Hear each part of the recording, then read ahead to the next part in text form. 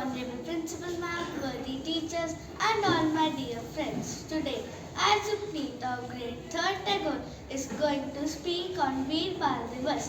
Veer Bal Divas is observed every year on 26th December to honor the supreme sacrifice of four Sahibzadas of Guru Gobind Singh Ji, Sahibzada Jeet Singh Ji and Jujhar Singh Ji fought fearlessly the battle of Chamkaur Sahib, showing extraordinary courage.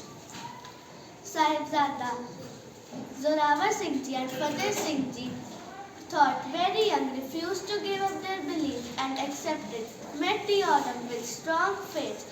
Their sacrifice is a symbol of courage, commitment and truth. Veer Bal Divas teaches us to stand for justice and follow the path of bravery. Thank you.